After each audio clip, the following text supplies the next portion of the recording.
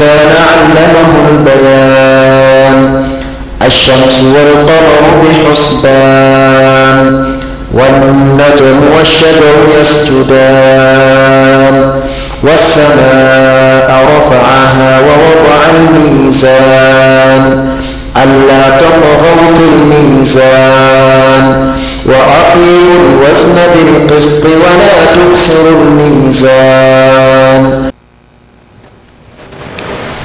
أعوذ بالله من الشيطان الرجيم. الصلاة والسلام على أشرف المرسلين سيدنا مولانا محمد وعلى آله وصحبه ومن تبعهم بإحسان إلى يوم الدين. رب اشرح لي صدري ويسر لي أمري واحلل عقدة من لساني يفقه قولي. اللهم لا سهل إلا ما جعلته سهلا وأنت تجعل الحزن إذا شئت سهلا فعلمنا ما جهلنا وذكرنا ما نسينا وزدنا علما. ثم أما بعد. السلام عليكم ورحمة الله وبركاته. Nous rendons grâce à Allah subhanahu wa ta'ala, le clément, le tout miséricordieux, qui nous a permis de nous retrouver autour de sa parole et autour de la parole de son prophète Mohammed, paix et bénédiction d'Allah soit sur lui. Par la même bénédiction, nous nous proposons de traiter des différents droits de la femme. Parler des droits de la femme en ce moment paraît un peu vieux, mais pas du tout surprenant. D'abord, Allah subhanahu wa ta'ala a dit dans le Coran,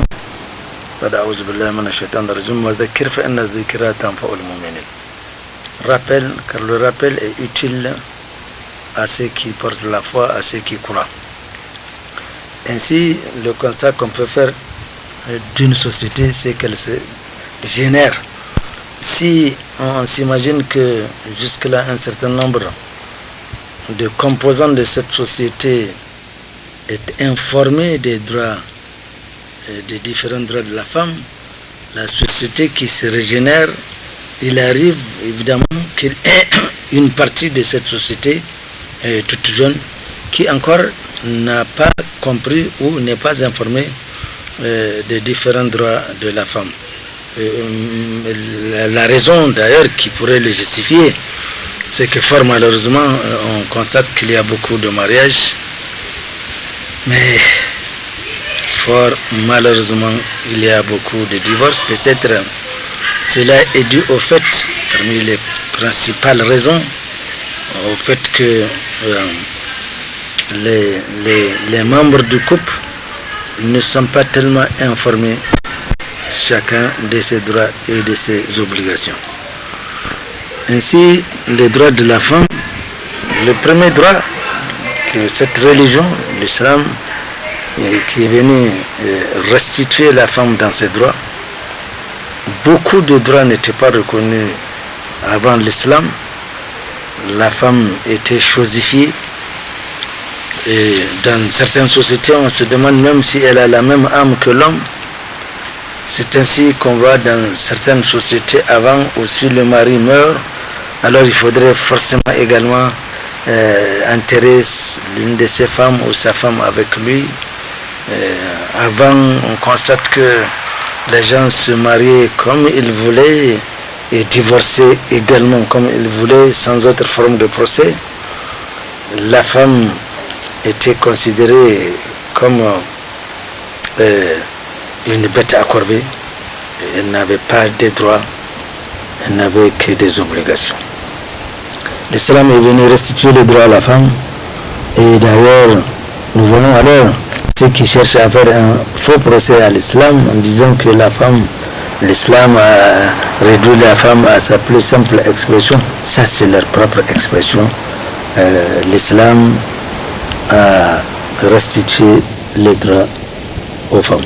Alors le premier droit, c'est que la femme, en tant qu'être humain, elle a le droit d'être considérée en tant qu'être humain. Parce que l'être humain, c'est une créature qu'Allah subhanahu wa ta'ala a solennellement honorée. Il l'a dit dans le Coran, وَلَقَدْ كَرَّمْنَا بَنِي آدَمَ وَحَمَلْنَاهُمْ فِي الْبَرِّ وَالْبَحْرِ وَرَزَقْنَاهُم مِّنَ الطَّيِّبَاتِ وَفَضَّلْنَاهُمْ عَلَى كَثِيرٍ مِّمَّنْ خَلَقْنَا تَفْضِيلًا. Allah dit qu'il a honoré de Bani Adam. La femme ici le Bani Adam, c'est le nom générique de tous les enfants d'Adam. Donc, y compris bien évidemment la femme qui est Bint Adam aussi, mais le nom générique regroupe et les hommes et les femmes. Il dit, nous l'avons donc honoré et nous l'avons transporté sur terre comme sur mer et nous avons prévu de bonnes nourritures au Bani Adam, donc à l'être humain. Nous, Allah dit, nous l'avions préféré à la kathirin man khalaqana tawlidan par rapport à beaucoup d'autres créatures. Donc nous voyons en tant que Bani Adam, la femme a droit d'être considérée comme un être humain. La femme n'est pas un ange, elle n'est pas un diable, elle n'est pas une bête. Allah subhanahu wa ta'ala a dit dans le tout premier verset du chapitre Les femmes, parce que pour faire honneur à la femme, le Coran en a consacré le troisième plus long chapitre et qui comporte beaucoup d'informations, notamment en ce qui concerne bien des droits de la femme. Alors, un chapitre en a été réservé, intitulé Surat al-Nisa'i. Les curieux sont allés jusqu'à dire qu'il n'y a pas de Surat al-Rijal, c'est-à-dire un chapitre réservé aux hommes avec un petit H minuscule.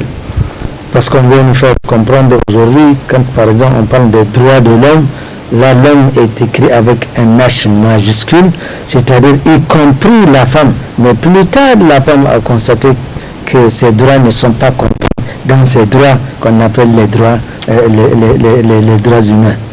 Alors, tout un chapitre en a été réservé et le tout premier verset nous dit أعوذ بالله من الشيطان الرجيم بسم الله الرحمن الرحيم يا أيها الناس اتقوا ربكم الذي خلقكم من نفس واحدة وخلق منها زوجها بث منهما رجالا كثيرا ونساء واتقوا الله الذي تساءلون به والأرحام إن الله كان عليكم رقيبا. Allah dit en interpellant les gens humains يا أيها الناس, parce que Surat al-Nas qu'on traduit par erreur le chapitre des hommes, même avec un H majuscule ne convient pas.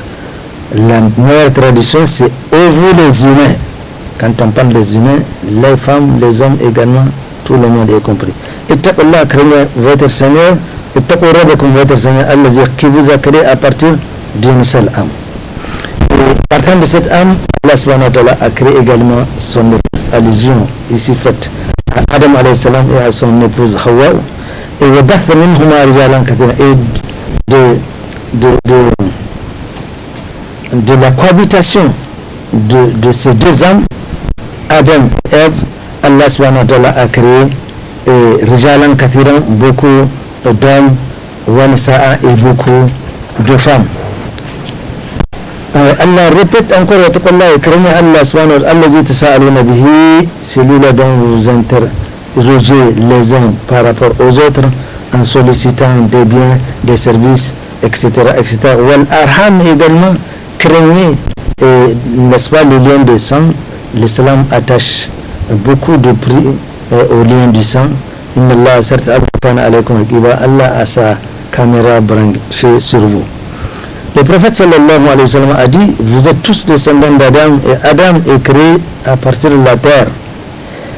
Il y a alors deux personnes sur cette terre-là. Il y a un homme et une femme, symbolisant le processus de la création, c'est-à-dire un élément de couple, car Allah subhanahu wa ta'ala a dit wa annahu khalaqa az-zawjayn adh-dhakara wal-untha. Allah subhanahu wa ta'ala, c'est bien lui qui a créé les deux éléments de couple, l'homme et la femme, et toutes les créatures subissent cette pression d'éléments de couple. Allah dit wa khalaqnakum azwajan, et nous avons Allah a tout créé un élément de couple. Tout est un élément de couple. Seul Allah subhanahu wa ta'ala reste un et indivisible.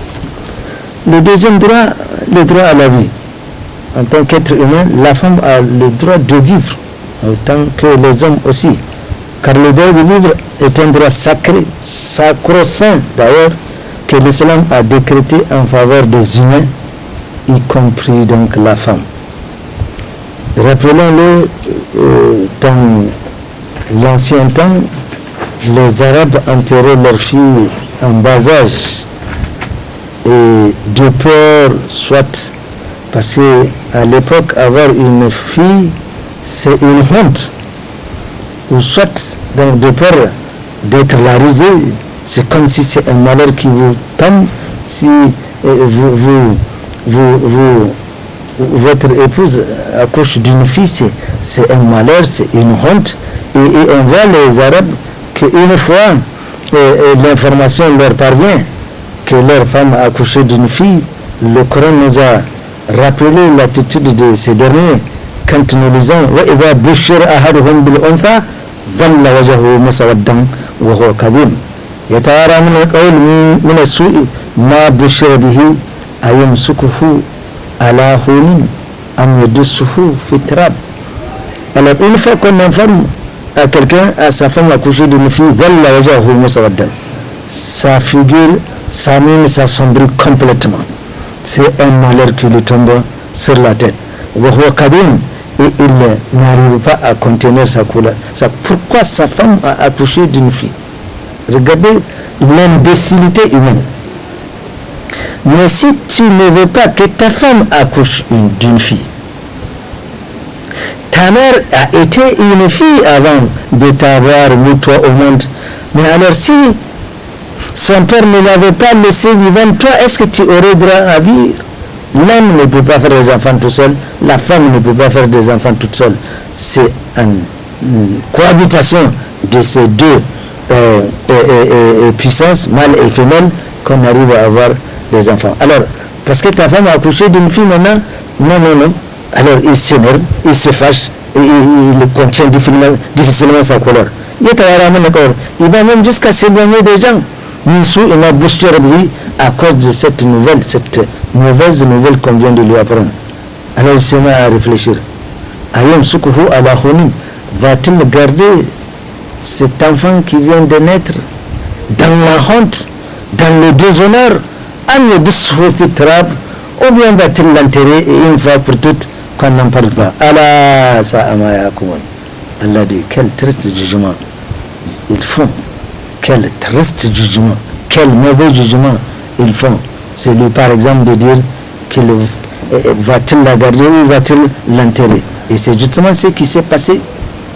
Dans certains cas, on a choisi de l'enterrer pour éviter la honte. Et justement, le Coran nous rappelle que ces filles-là qu'on a enterrées vivantes dans l'au-delà, elles vont demander leurs droits.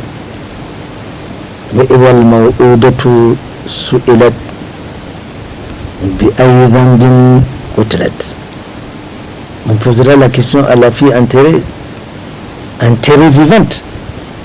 On rapporte que ils procèdent de la façon suivante. D'abord ils font ce trou et ensuite ils prennent un objet pour amuser la petite fille et ils jettent là-dedans et ils font miroiter à la petite fille voilà ce qu'ils ont acheté pour elle comme jouet, et c'est comme ça elle va accepter, et c'est fini, ils vont la jeter là-dedans et puis l'enfermer vivante. Subhanallah. Regardez combien l'imbécilité humaine, jusqu'où va l'imbécilité humaine. Allah subhanahu wa ta'ala a interdit de façon systématique d'ôter toute vie humaine de façon en général. وَلَا تَقْتُلُوا النَّفْسَ الَّتِي حَرَّمَ اللَّهُ إِلَّا بِالْحَقِّ. Allah a interdit de mettre fin à la vie de quelqu'un sans raison. S'il a tué, on peut le tuer. Mais sans raison, Allah a interdit de tuer la vie de quelqu'un. Et même sa propre vie. C'est une amana. Nous n'avons pas le droit d'en disposer comme nous voulons. Ceux qui se sont suicidés, ils ont tout droit à continuer en enfer, parce que c'est une amana. Cette vie qu'Allah nous a confiée et qui nous a fait aimer, parce qu'aujourd'hui personne n'est prêt à s'en débarrasser, quelles que soient les circonstances dans lesquelles il vit. On lutte pour préserver la vie, et ça fait partie même de l'ADN de chaque créature, de chaque créature. en chaque créature, il y a ce désir de conserver la vie, que ce soit des animaux, regardez, que ce soit des insectes, regardez. Chacun dans le cadre de ce qu'on essayer de tuer un moustique ou une mouche. Vous verrez, si vous pouvez, si vous avez de pouvoir, mais le plus souvent vous ne parviendrez pas, parce que lui aussi est en train de sauver sa vie. Alors en chaque créature, il y a cet instinct de sauver, de conserver sa vie. Donc la vie, elle est évidemment très sacrée. Alors, il dit, va-t-il tuer cette dernière-là, va-t-il la garder dans le déshonneur ou bien il va la tuer? Allah subhanahu wa ta'ala a interdit de tuer toute vie, même la vie de ses propres enfants. Nous n'avons pas le droit d'en disposer. ولا تقتلوا أولادكم خشية إملاق نحن نرزقهم وإياكم إن قتلهم كان خطأ كبيرا. Ne tuez pas vos enfants à cause de la misère. Ce verset est diversement interprété. Certains s'imaginent que même les prédispositions qu'un couple pourrait prendre afin d'espacer les naissances, c'est une forme de tuer les enfants. Ceux qui ont décidé d'arrêter de faire des enfants également, on les accuse de tuer des enfants. Mais enfin, comment peut-on tuer quelqu'un qui n'existe pas? Le verset a bien dit, ne tuez pas, de faire la misère. Le verset ici nous démontre que si à l'époque on tuait justement les enfants, parce que ces filles qu'on tuait, ça peut être pour des raisons de peur de misère ou pour des raisons de déshonneur, etc., etc. Allah interdit ce genre d'action. Allah dit, c'est nous qui les nourrissons et puis nous vous nourrissons vous-même, car les tuer est un crime abominable. Le troisième droit, c'est le droit à l'instruction et à une bonne éducation. Une fois qu'elle est en vie, elle a le droit d'être éduquée par ses parents. Et c'est là où le plus grand bas blesse. Nous faisons aujourd'hui des enfants et nous laissons dans la nature. Nous nous occupons sérieusement pas de leur éducation. Quant à l'instruction, aujourd'hui, alhamdulillahi rabbil alamin, ce côté est plus ou moins en avance. Et il a fallu, bien évidemment, mettre beaucoup de temps. Car ces nombreux séminaires qu'on organise à l'endroit de tout le monde, qui a comme thématique le droit de la jeune fille à l'instruction, ces séminaires doivent arrêter dans la mesure où nous avons entendu les pourcentages des jeunes filles qui passent le brevet cette année, et on constate qu'il y a plus de femmes que de filles. Et donc il faut qu'on arrête de parler de l'instruction de la jeune fille. Aujourd'hui tout le monde est d'accord, alhamdulillah. Et il a fallu justement mettre beaucoup de temps pour le comprendre. Parce qu'à l'époque, on se disait non, mais la femme ne doit pas sortir de chez elle, nous le verrons un peu plus loin. La femme ne doit pas aller à l'école. Une fois qu'elle va à l'école, elle devient ceci, elle devient cela. Mais l'expérience vécue est là pour démontrer le contraire. Et l'histoire a rattrapé ceux-là qui s'imaginent que la fille ne doit pas aller à l'école. Qu'est-ce qui s'est passé pour qu'ils se rendent compte et qu'ils se convainquent que de l'impérieuse nécessité de scolariser les jeunes filles? C'est qu'il est arrivé un jour des problèmes d'accouchement de leurs propres épouses. Alors, à défaut d'une femme, pour consulter cette dernière et lui apporter les soins, voire même en cas de nécessité l'opérer, en tout cas, il y a une section de la médecine qu'on appelle gynécologie, dont on aurait souhaité être occupé pour un pays musulman comme le nôtre 100% par des femmes. Alors si nos sœurs, nos filles ne sont pas allées à l'école et que nos épouses tombent malades pour cause d'accouchement, qui c'est qui va les consulter? Ce seraient des hommes. Alors on a dit, mais dans ce cas, il faudrait... Et c'est ainsi qu'on a démontré la nécessaire et impérieuse obligation de mettre la fille à l'école. Il faut l'enseigner, il faut lui donner un enseignement. Maintenant, en ce qui concerne l'éducation, il s'agit de comment? Parce que malheureusement, l'école laïque a fait que les enfants musulmans, malheureusement, ont été complètement écartés de leur religion. Depuis les primaires, secondaires, il va au lycée jusqu'à l'université, terminer par achever ses études, vous ne verrez jamais écrit sur le tableau Bismillahirrahmanirrahim. Voilà un grand garçon, un grand musulman fier de l'être, après avoir passé 21 ans ou 22 ans à étudier, il sort docteur, professeur et tout ce qu'on voudra, mais qui est incapable de lire la Fatiha. La Fatiha qui comporte 7 versets. Mais pour être barbare, la Fatiha qui comporte 7 phrases. Voilà quelqu'un qui a fait toutes ses études. Il a terminé. Et il est fier d'être musulman. Il n'a jamais voulu se donner la peine de venir apprendre la parole d'Allah subhanahu wa ta'ala. Je veux dire, je m'arrête d'abord à la Fatiha. Condition sine qua non pour la validation d'une prière. Mettez à l'épreuve ces diplômés, enfermez-les dans une salle et exigez que quiconque qu'il passe à la porte, tout celui qui sait réciter cette phrase. On ne s'est pas donné cette peine-là. On a eu tout le temps d'étudier, on est capable de lire tous les livres, on peut lire tous les dictionnaires. Et on ne veut pas se donner la peine en disant même qu'on ne sait pas lire le Coran, ça c'est trop demandé. Mais malheureusement, voilà quelqu'un qui est capable de détecter une maladie, de venir coucher le malade, ouvrir le ventre de l'intéressé, extraire le mal qu'il a détecté, le recoudre, et une semaine après, il va vaquer à ses occupations. On est capable de faire ça. On a étudié tout ça et on n'est pas fichu, je dis bien. On n'est pas fichu de venir apprendre à correctement lire la Fatiha, exiger même qu'on lise le Coran, ce qui aurait être une bonne chose, qui fait partie des obligations de tout croyant.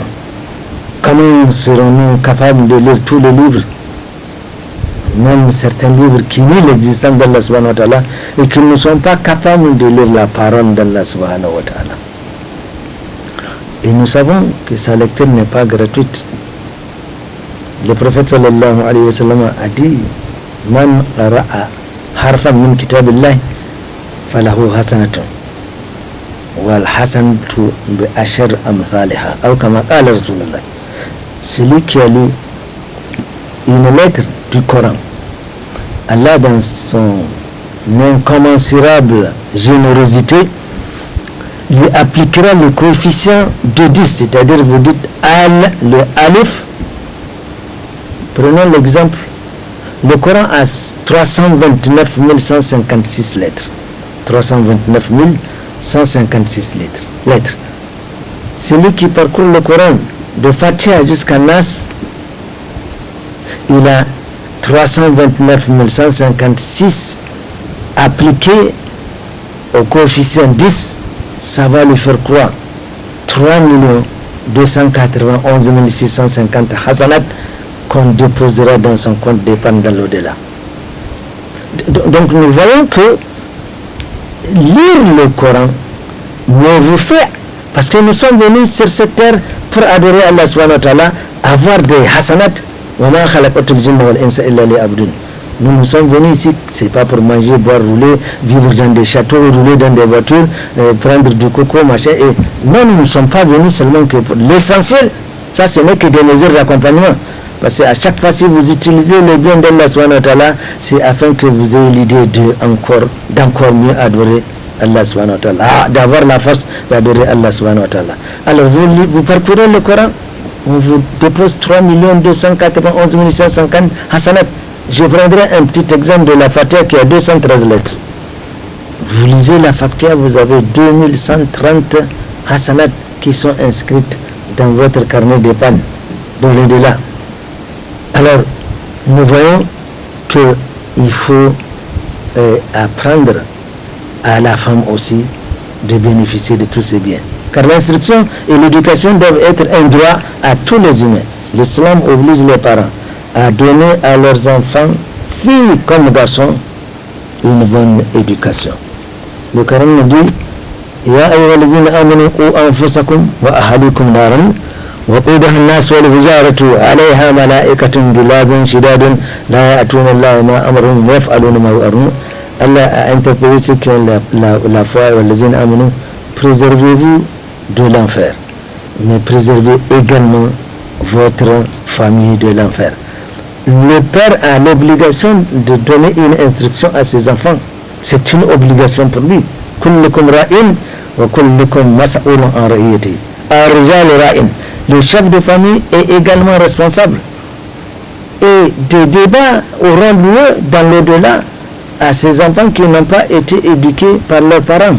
C'est bien de faire des enfants, mais il faut savoir que c'est une responsabilité. Si on ne peut pas, mais on ne peut pas. Il n'y a pas d'obligation. Faire des enfants, il n'a pas été dit qu'il faut avoir un certain nombre d'enfants pour aller au paradis. Parce que l'objectif premier, c'est cela. Que dois-je faire pour réussir ma vie ici et aller au paradis? Ce n'est pas avoir des enfants, ce n'est pas avoir de l'argent, ce n'est pas... Non.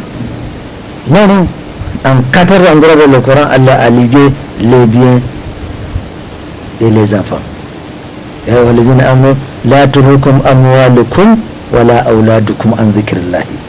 faudrait pas que les biens de ce monde et les enfants vous distraient au rappel d'Allah subhanahu wa ta'ala, à votre responsabilité. Donc, il faudrait que vous préservez vous-même et vous préservez également vos enfants de cet enfer dont le combustible n'est rien d'autre que les humains, une partie des humains et les pierres qu'Allah subhanahu wa ta'ala nous en préserve. L'islam incite à la science et élève le rang de ceux qui ont le savoir au-dessus des autres. Aujourd'hui, on est très fier quand son enfant est devenu un grand quelqu'un. Oui, mais ce n'est que les choses de ce bas monde-là. Il va vous aider, il va vous construire une maison, il va vous donner tout ce que vous voudrez. Mais ce n'est pas de ça que vous avez nécessairement besoin. Il y a des fils qui sont pris en charge jusqu'à la fin de la vie de leurs parents. N'est-ce pas? Parce qu'un enfant, si vous mourrez et qu'il ne vous envoie pas de douat, cet enfant ne vous a pas été utile, quel que soit ce que par ailleurs de votre vivant dans le Siba, il vous fait. Ce que réellement vous avez besoin après, c'est les douat de votre enfant ou de vos enfants. Le prophète sallallahu alayhi wa sallam a dit, quand un serviteur meurt, c'est fini. Le compteur qui fait tourner ses bonnes œuvres s'arrête, tac, à seulement 3 conditions. Soit qu'il a fait ce qu'on appelle une sadakat jariya, c'est-à-dire une aumône permanente, n'est-ce pas? Est-ce un puits, est-ce une maternité qu'il a construite, est-ce un mosquée, etc., etc. Alors, au fur et à mesure qu'on utilise cela, il est là-bas, on lui envoie par mandat chaque fois les hasanat. Soit il a écrit un livre, un document utile à la communauté et que les gens s'en servent pour se conformer aux lois d'Allah subhanahu wa ta'ala. Ça aussi, ça fait rétribuer dans l'au-delà. Ou alors, le prophète a dit alors, un enfant salihun, c'est-à-dire un enfant pieux. Pas de petits bandits. Un enfant, si vous mourrez, il ne prie pas pour vous, il n'a aucune importance. Même si vous pensez que si il vous a donné, ce n'est que les choses de ce bas monde que vous allez laisser, que lui-même va laisser. Non. Le père a besoin de prières de ses enfants. Et s'il ne les envoie pas, c'est un grand malheur. Qu'Allah subhanahu wa ta'ala nous en préserve. Allah dit yarfa'ullahu alladhina amanu minkum walladhina utul ilma darajat. Allah élève en rang ceux parmi vous qui ont la foi et et qui ont acquis la science en degré, c'est-à-dire à Darajat, c'est dans le paradis. C'est des étages, le paradis, rez-de-chaussée, premier étage, deuxième. Le top du paradis, c'est le Firdaus, qu'Allah subhanahu wa ta'ala fasse que nous soyons hébergés là-bas. Car le prophète sallallahu alayhi wa sallam a dit, si vous voulez demander le paradis d'Allah, demandez le top, afin peut-être qu'on descende un petit peu, n'est-ce pas? Donc vous demandez ça et vous accordez ce qu'il veut Allah subhanahu wa ta'ala.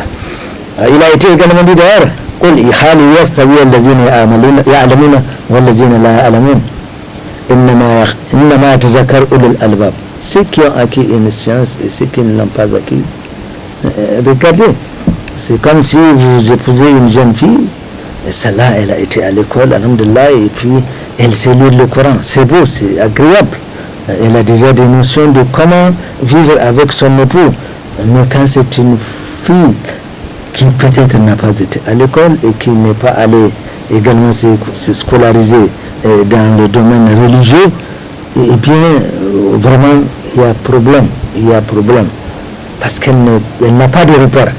Et sans repère, évidemment, on risque de s'égarer, qu'Allah subhanahu wa ta'ala nous en préserve. Rappelons que les premiers versets descendus au prophète Mohammed sallallahu alayhi wa sallam incitent à la recherche du savoir. C'est ces fameux 5 versets que le prophète, l'archange Gabriel alayhi salam, est venu apporter sur une feuille de lumière au prophète sallallahu alayhi wa sallam. Il lui a montré ça, elle dit lis, Iqra, le prophète de dire je ne sais pas lire, jusqu'à 3 fois finalement, et il a récité ces 5 versets qui évidemment insistent à la recherche du savoir. Iqra bismi rabbika alladhi khalaq, lis au nom de ton Seigneur qui a créé, alladhi khalaqa al-insana min alaq, qui a créé l'homme à partir d'une adana. Iqra rabbaka al-akram, lis parce que ton Seigneur est très noble. Alladhi allama bil qalam, qui a enseigné à partir de l'écriture, allama al-insana ma lam alam, qui a appris à l'homme ce qu'il ne savait pas. C'était les toutes premières révélations qui sont descendues au prophète Mohammed sallallahu alayhi wa sallam, et on lui demande de lire. Donc la recherche du savoir, la recherche de la science. Et Aïcha radiallahu anha, Aïcha, comme disait le prophète sallallahu alayhi wa sallam, était très érudite. De la part des compagnons, Aïcha radiallahu anha, l'épouse aînée du prophète, était très érudite. Allah a voulu qu'il est à côté du prophète, un être jeune, très intelligent, dont le disque dur est complètement vide. Il n'a reçu que ce que le prophète sallallahu alayhi wa sallam a inculqué. Il n'a enregistré que ce que le prophète, ce qu'il a vu le prophète Mohammed sallallahu alayhi wa sallam faire. Et c'est pourquoi les compagnons, ils partaient apprendre beaucoup de choses auprès de Aïcha, la mère de Coran, n'est-ce pas? Et surtout dans le domaine familier, comment le prophète sallallahu alayhi wa sallam, n'est-ce pas, a vécu avec ses épouses. Ce n'est pas les compagnons qui pourraient avoir ces informations, et Aïcha, elle fait partie de ceux qui ont rapporté beaucoup de hadiths du prophète Mohammed sallallahu alayhi wa sallam, et cela a été très utile pour la Ummah. Alhamdulillahi Rabbil Alamin. Quatrièmement, la femme a le droit au choix du mari. Dans le cadre de l'indépendance sociale, la femme a le droit de choisir qui c'est son époux. C'est elle qui sera au foyer. C'est elle qui va vivre avec ce monsieur. Alors le lui imposer, l'islam ne cautionne pas ça. L'islam attache du prix sur la nécessité d'acquérir l'accord de la jeune fille ou de la femme. En ce qui concerne leur futur mari, on doit requérir l'accord de ces dernières-là. D'après Abu Huraira, qu'Allah l'agrée, le messager d'Allah subhanahu wa ta'ala a dit: la femme déjà mariée, donc divorcée, a plus de droits que son tuteur sur elle-même. c'est-à-dire les conditionnalités de la validité d'un mariage, c'est quoi? C'est d'abord avoir un wakili. Le wakili, c'est celui qui est chargé par le jeune marié d'aller négocier le mariage de la fille qu'il veut marier. Et il va s'adresser à qui? Au wali de la femme. Le wali, c'est celui qui est autorisé. Ça peut être son père, son oncle ou toute personne désignée par rapport à cela, en tout cas à qui on a donné licence de marier la fille. Ensuite, quoi? Vient le sadak, c'est-à-dire le mahar, le nahal, il y a plusieurs noms dans le Coran, c'est-à-dire la dot, n'est-ce pas? Et 2 témoins. Une fois que c'est la condition qu'il faut remplir pour qu'un mariage soit valide.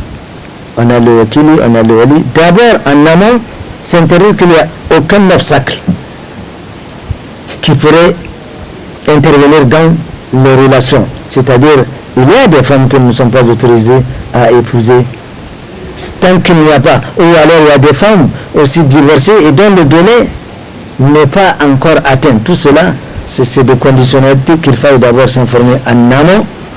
Et une fois qu'on a le wali, on a le wakili, on a la dot, on a 2 témoins, on attache le mariage, la question est réglée. Mais aujourd'hui, nous avons complexifié le mariage. Salada. On fait des dépenses inutiles. Et tant qu'on n'arrête pas, on ne sait pas où on va. Et ce n'est pas surprenant qu'on va de mariage ne durer que quelques mois. C'est bien de se marier, on dit, il y a un dicton qui dit c'est bien de se marier. Mais c'est l'après-mariage qui est le véritable problème. On se rend compte que ce n'est pas si bon que ça, c'est pas si facile, c'est pas si agréable réellement. Et c'est fini, on commence déjà à centrer là-dedans parce que maintenant il faut vivre en tant que marié. Donc, la jeune femme doit être interrogée on doit lui demander, que penses-tu? Quant à la jeune fille, on lui demande alors son consentement. Est-ce que tu es d'accord? Il y a un tel qui est venu. Mais aujourd'hui, c'est les jeunes, c'est le couple qui se présente chez les parents, dit voilà, nous sommes mis d'accord, nous allons nous marier, ok d'accord. Mais les femmes d'antan, les filles d'antan, c'était pas comme ça. Les garçons d'antan non plus ne sont pas comme ça. On a appris dans certaines régions de notre pays, quand on fait ce genre de mariage d'antan, c'est fini, on marie une femme à un garçon comme ça parce qu'ils faisaient autre chose. Mais on a vu des garçons qui ont fui. Et pour nous qui sommes Kanda dans la région de Niamey, mais il y a des périodes, des années où de la maison, on tape à votre porte, il n'y avait pas de téléphone à l'époque pour prévenir. On interviewe votre maison, c'est fini cela, toi des étrangers. Les étrangers, oui. Ah, c'est la tante? Oui, qu'est-ce qu'il y a? Mais on t'a amené une jeune fille. Ça s'est passé ici. Alhamdulillah, toutes ces choses ont évolué maintenant parce qu'on a constaté que ce n'est pas ça.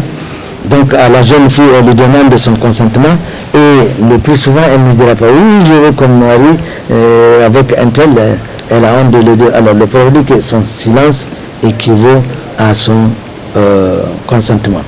Quant à la femme déjà mariée, elle dit je me suis entendu avec un tel, elle va voir son mari et il la marie avec. On raconte qu'une jeune fille est venue se plaindre auprès du prophète Mohammed sallallahu alayhi wa sallam. Elle a dit que son père l'a donné en mariage à quelqu'un, son neveu d'après, pour obtenir peut-être une situation plus agréable, je ne sais pas. Le messager d'Allah, subhanahu wa ta'ala, sallallahu alayhi wa sallam, pardon, a remis l'affaire dans les mains de cette jeune fille qui est venue se plaindre. Il lui a dit, fais ce que tu veux. Si tu acceptes, bon. Si tu n'acceptes pas, bon. La fille de dire, j'accepte le choix de mon père.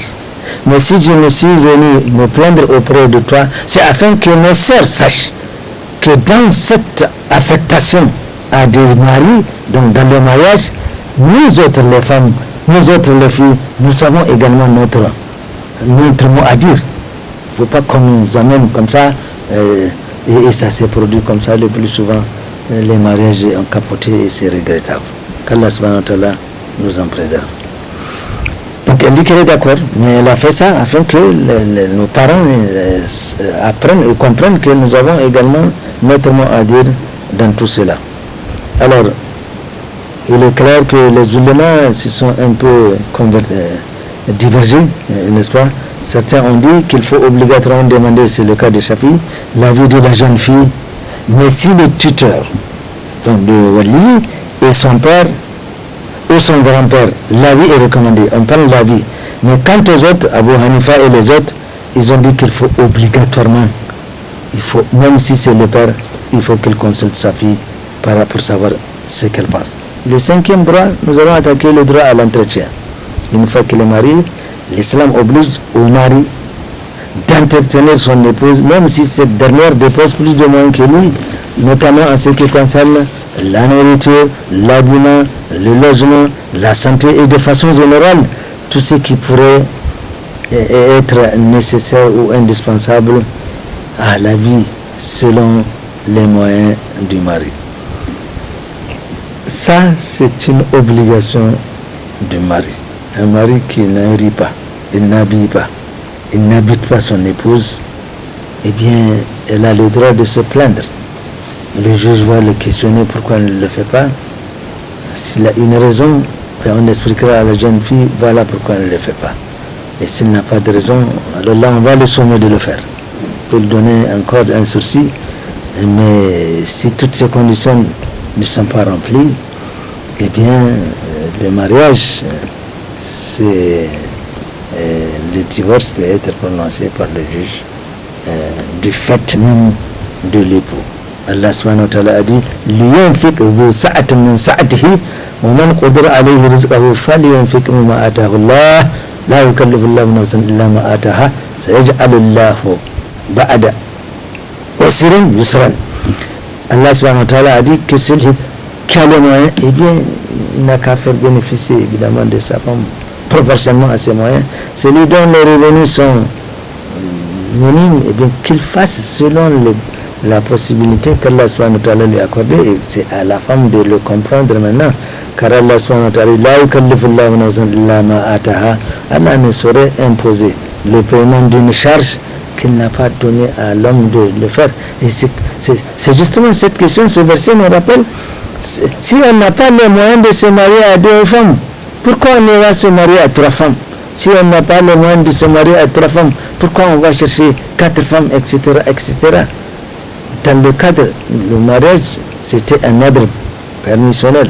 فانكحوا ما طاب لكم من النساء مثنى وثلاث ورباع وإن كنتم ألا تعدلوا فواحدة أو ما ملكت أيمانكم.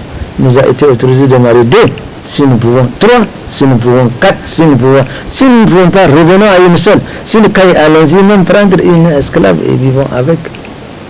Mais je n'ai pas la yukallifu Allahu nafsan illa ma ataaha. Allah ne vous impose pas une charge que vous ne pouvez pas supporter. Mais toi-même, tu sais que tu sais ce que Allah t'a donné. C'est en fonction de cela que tu dois agir. Il ne faut pas vivre. Et il faut donc que même les États, s'ils essaient de dépasser le train de vie, on les amène à une situation de revenir à leur propre expression. Le 6e droit, c'est le droit au travail. L'islam est une religion de travail et d'effort. Il encourage l'esprit d'entrepreneuriat féminin ou masculin, individuellement ou collectivement. Il autorise la femme à exercer toutes les fonctions licites qui conviennent à sa nature, sans toutefois, bien sûr, la forcer à exercer des métiers qui nuiraient à sa dignité. Le Coran a dit وَقُلِ اعْمَلُوا فَسَيَرَ اللَّهُ عَمَلَكُمْ وَرَسُولُهُ وَالْمُؤْمِنِينَ. Œuvrez, travaillez, agissez, entreprenez. Allah subhanahu wa ta'ala verra ce que vous avez fait ainsi que son prophète, de même que les croyants. Les oulémas ont réglementé le travail de la femme musulmane dans la limite du respect des principes de la charia. c'est pas un chèque en blanc, c'est pas une porte ouverte. Premièrement, quand elle doit sortir, ne pas mettre du parfum qui provoquerait, n'est-ce pas, et attirerait soit aussi des habits aujourd'hui. Bon, alhamdulillah rabbil alamin, la Nigérienne, la musulmane nigérienne a fait beaucoup de progrès. Et ça, cela est dû à l'éducation. Le Niger, la Nigérienne, on peut dire au Niger que c'est là où on trouve le plus de femmes en Afrique, des femmes qui portent des habits décents. Tant qu'on ne voyage pas, on ne peut pas se rendre compte de cela. Regardez cette belle image de ces petites filles à la maternelle, elles sont déjà voilées. Regardez ce joli paysage de ces jeunes filles au primaire, elles sont complètement voilées. Allez-y dans les CEG, dans les secondaires, là encore, vous verrez des très belles images. C'est comme si c'est une compétition. Mais allez-y à l'université aussi, alhamdulillah rabbil alamin. Ça, vraiment c'est quelque chose. Allah subhanahu wa ta'ala, wa la in shakartum la azidannakum wa la in kafartum inna adhabi la shadid.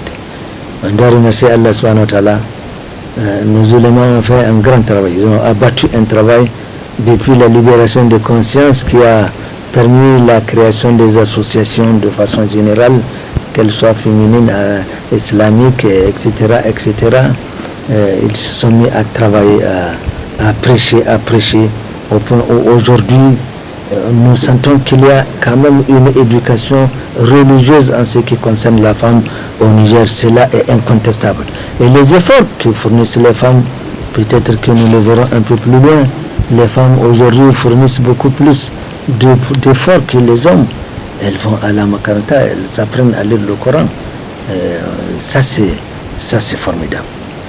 Alors, où est-ce que j'étais? Les ulémas, donc, oui, elle ne doit pas porter des habits, évidemment, qui attireraient sur elle les regards des hommes. Du temps du prophète Mohammed sallallahu alayhi wa sallam, les musulmans vaquaient à des occupations, à des activités économiques, charitables, sociales, culturelles. Les femmes même sont allées sur le terrain des batailles. Il n'y a donc aucun empêchement au travail de la femme hors de sa maison, tant que les règles définies par la charia sont respectées. Il fut un temps où même la femme de notre imam ne sait pas lire la Fatiha. Aujourd'hui, les femmes battent le record, alhamdulillah.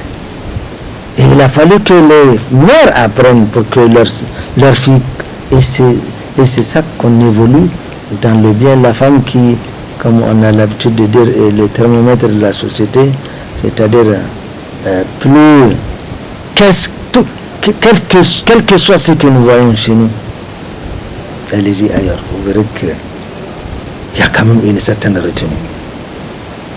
Oui. Mais si on ne voyage pas, on ne voit que ce qui est là, le cercle de vision est tout à fait limité. On s'imagine que c'est pas le pire est ailleurs. Alors, positivons tout ça. Continuons toujours à prêcher.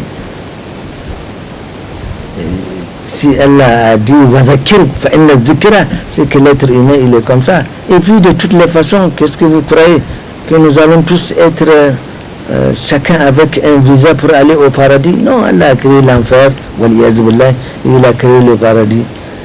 Et chaque site, il n'y a pas un troisième, chaque site attend les gens qu'il doit héberger, qu'Allah fasse que nous soyons du côté du paradis. Amin.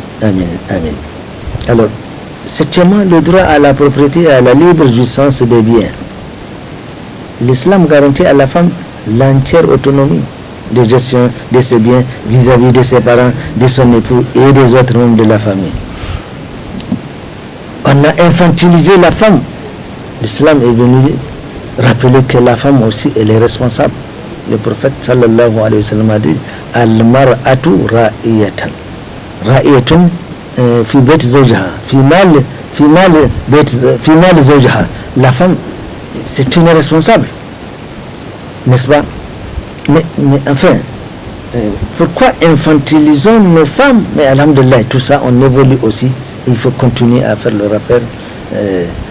La femme a le droit de jouir de ses biens, de chercher ses biens et d'en jouir.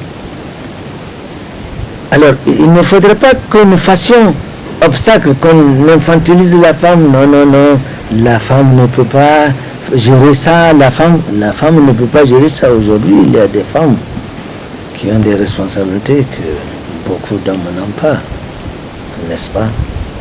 L'islam donc a donné libre cours à la femme de mener ses affaires. Il ne faut pas qu'on dise non, elle est incapable de ceci. Là, Allah a dit وَلَا تَتَمَنَّوْا مَا فَضَّلَ اللَّهُ بِهِ بَعْضَكُمْ عَلَى بَعْضٍ لِلرِّجَالِ نَصِيبٌ مِمَّا كَسَبُوا وَلِلنِّسَاءِ نَصِيبٌ مِمَّا اكْتَسَبْنَا. Il ne faudrait pas que nous jalousions ou que nous empêchions à la femme de se développer. La femme doit prier. La femme doit aller au Hajj si elle a les moyens. La femme doit payer la zakat si elle a les moyens. Donc, faisons pas obstacle à cela, n'est-ce pas? Alors, ne soyons pas gênés d'infantiliser les femmes en leur disant elles sont capables de ci, elles sont capables de cela. Allah a dit le risal al-nasibun mimma kasabu. L'homme a la part, il va bénéficier des fruits, de l'usufruit de ses efforts. Dans les mêmes conditions, dans les mêmes prédispositions, c'est les mêmes verbes qui ont été conjugués chacun en son temps et en son genre. La femme aussi doit en jouir. Aujourd'hui, alhamdulillah, c'est une réalité. On a des femmes qui ont des buildings, on a des femmes qui gèrent leur compte, on a des femmes qui ont leur société, on a des femmes qui ont leur entreprise, on a des femmes aujourd'hui, elles sont libres de rouler dans des 4x4, bon, un peu plus que les hommes d'ailleurs. Donc c'est une réalité. Le 8e et dernier droit, pas le dernier, mais le temps fait pression, c'est le droit à l'héritage. L'islam octroie à la femme le droit d'hériter, droit qui lui a été nié dans toutes les sociétés anciennes et même dans nos sociétés contemporaines. Il y a des régions aujourd'hui où quand le père laisse des champs, on dit non, la femme n'a pas droit parce que si elle hérite de ces champs, c'est son mari, donc le champ va changer de camp, ça sera dans le camp du mari. Mais c'est comme ça que Allah subhanahu wa ta'ala a voulu. Nous allons nous opposer à ce que Allah subhanahu wa ta'ala a fait. Et dans la même société, plus grave encore et plus injuste, la femme était considérée elle-même comme faisant partie des éléments d'héritage en cas de décès de son mari, au même titre que tout objet bien légué, ou bien qui a été légué par les héritiers. Il y a des sociétés où, quand le mari décède, ses frères se partagent les femmes. Dans d'autres sociétés, c'est les fils même qui se partagent les femmes, abstention faite chacun à sa propre mère. Vous voyez comment les femmes à l'époque étaient chosifiées. Mais voilà. Alors, l'islam est apparu, il a mis fin à plusieurs injustices que subissent les femmes avant. Et c'est Allah subhanahu wa ta'ala qui s'est occupé même du partage de l'héritage. للرجال نصيب مما ترك الوالدان والأقربون وللنساء نصيب مما ترك الوالدان والأقربون مما قل أو كثر نصيبا مفروض. Dans les mêmes conditions, Allah a dit la femme, l'homme a droit à l'héritage légué par ses ascendants, de même que ses proches. La femme également a droit de ce que ses ascendants ont laissé, ainsi que c'est dans les mêmes conditions, c'est les mêmes verbes. Et Allah a dit yusikumullahu fi awladikum. Les zakari mithal hadhil unsayl. C'est Allah qui a fait ce partage-là. La femme a une part, l'homme a deux parts.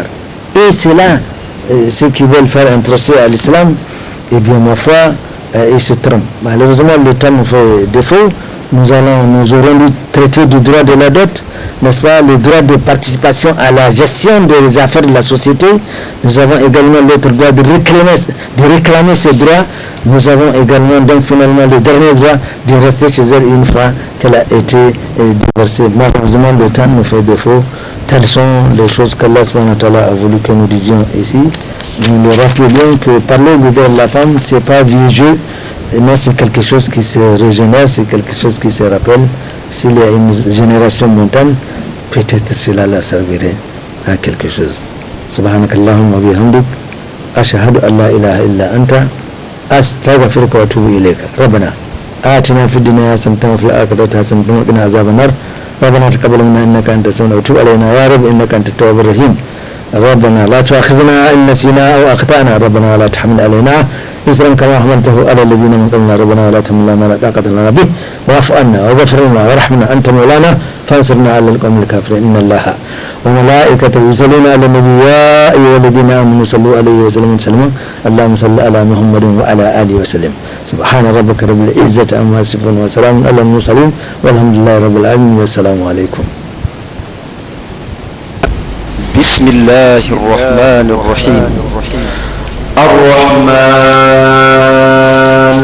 علم القرآن خلق الإنسان علمه البيان. الشمس والقمر بحسبان والنجم والشجر يسجدان. والسماء رفعها ووضع الميزان